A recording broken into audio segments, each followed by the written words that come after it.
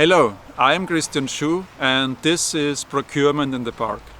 In this episode I'm going to talk about the Purchasing Chessboard. The Purchasing Chessboard is a book that I co-authored with a couple of friends and colleagues, and it was first published back in 2008. By now the Purchasing Chessboard is in its third edition and has sold about 100,000 copies, and 100,000 copies is a lot for a business book.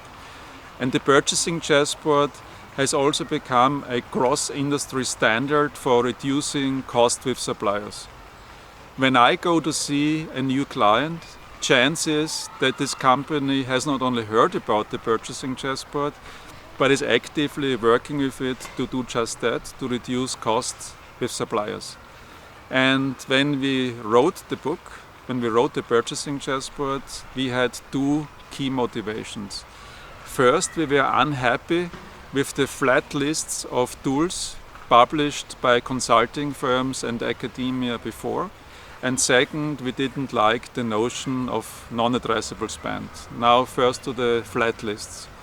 So before the Purchasing Chessboard, there were tools to reduce cost with suppliers, and consulting firms and academia brought them into flat lists. Some of these lists had 8 tools, 10, 15, 20 tools. Nothing wrong with the books by themselves, but one big problem. There was no guideline when to pick which of these tools. So what typically happened was the first buyer one found a tool, applied it on a set of categories, was successful.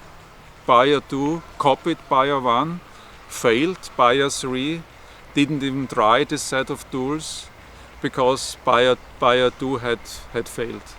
And we wanted to overcome this with the Purchasing Chessboard, and we did this by not just providing a super comprehensive list of 64 tools, but putting these tools in the logic. And the logic is made up of 2 axes. The first axis is demand power.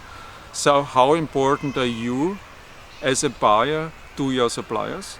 And the second axis is supply power. So how important are your suppliers to you?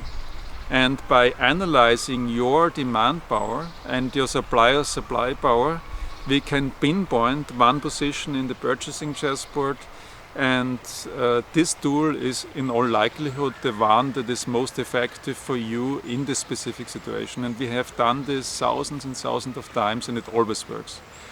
Now to the second concern we had, non-addressable spend. Non-addressable spend was typically something, so you had a monopolistic supplier, you had a patent-protected supplier, or you had a product with a short remaining lifetime. But again, if you go back to the Purchasing Chessboard, between low demand power, high demand power, low supply power, high supply power, there's nothing, right? So the Purchasing Chessboard is totally comprehensive. So we have the right tool for any given situation. If you have a patent-protected supplier, there's something in there. If you have a monopolistic supplier, there's something in the Purchasing Chessboard. If you're buying raw materials on LME prices, there's something in there. If you have products with super short remaining lifetimes, there's also something. So I encourage you, take a look at the Purchasing Chessboard if you haven't already done so. Also, if you have doubts on how to apply the Purchasing Chessboard, reach out. If you want to ask a question on one of the specific tools in the Purchasing Chessboard, ask. I promise I will follow up with an answer to your question within 24 hours. If the question is of overall concern to the wider audience, I will follow up with one of the next episodes. Okay, this was it on the Purchasing Chessboard. Again, if you want to leave a question, let me know down below, and see you in the next one. Bye.